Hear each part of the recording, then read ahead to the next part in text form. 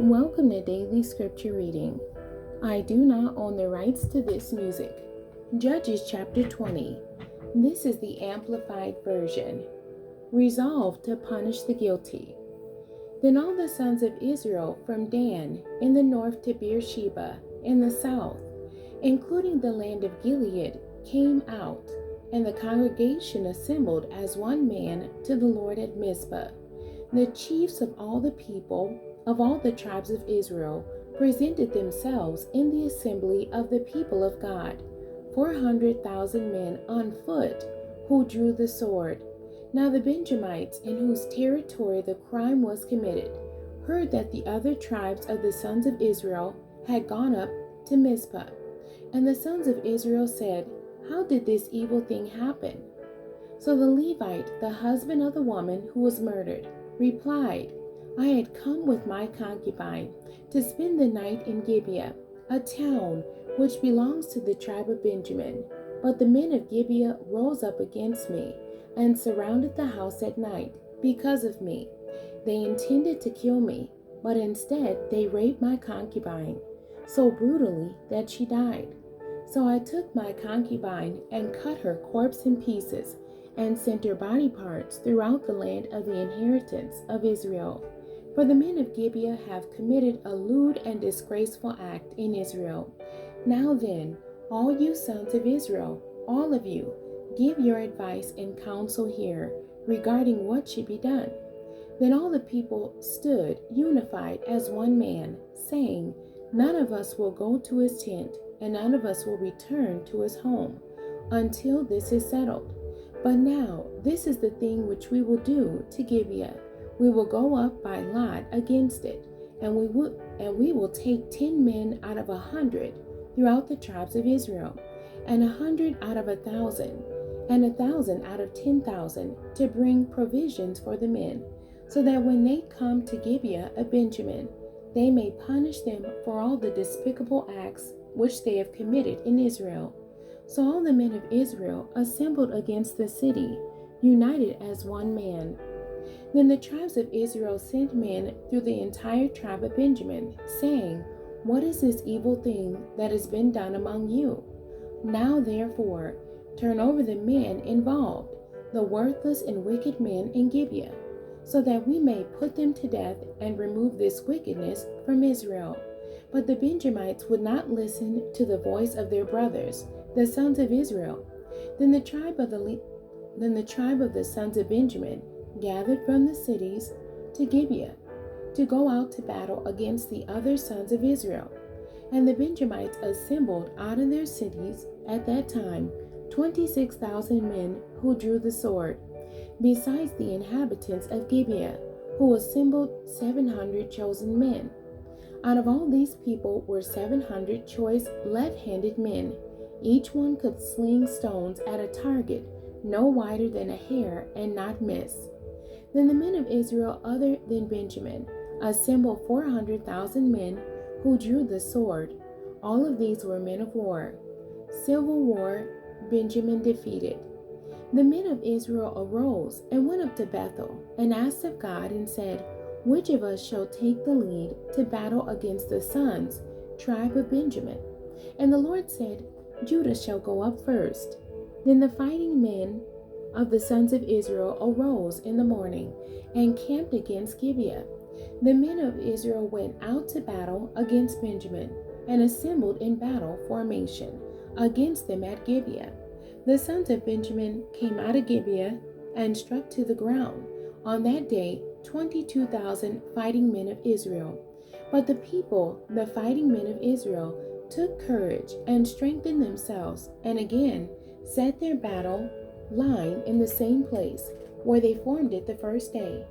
The sons of Israel went up and wept before the Lord until evening, and asked of the Lord, Shall we advance again to battle against the sons of our brother Benjamin?" And the Lord said, "Go up against them." So the sons of Israel came against the sons of Benjamin the second day, and the fighting men from the tribe of Benjamin went out of Gibeah against them the second day, and again struck to the ground the sons of Israel, 18,000 men all of whom were swordsmen. Then all the sons of Israel and all the people went up and came to Bethel and wept. And they sat there before the Lord and fasted that day until evening, and offered burnt offerings and peace offerings before the Lord. And the sons of Israel inquired of the Lord, for the ark of the covenant of God was there at Bethel in those days. And Phinehas, the son of Eleazar, the son of Aaron, ministered before it in those days, saying, Shall I yet again go out to battle against the sons of my brother Benjamin? Or shall I quit? And the Lord said, Go up, for tomorrow I will hand them over to you. So Israel set men in ambush around Gibeah. The fighting men of the sons of Israel went up against the sons of Benjamin on the third day, and placed themselves in battle formation against Gibeah, as at other times. The Benjamites went out against their army and were lured away from the city. And they began to strike and kill some of the people, as at other times on the highways, one of which goes up to Bethel, and the other to Gibeah. And in the open country, about 30 men of Israel. And the Benjamites said, They are defeated before us, as at the first. But the sons of Israel said, Let us flee and lure them away from the city to the highways. Then all the men of Israel got up from their places, and placed themselves in battle formation at Baal Tamar. And the men of Israel who were in ambush rushed from their place in the plain of Marah Geba.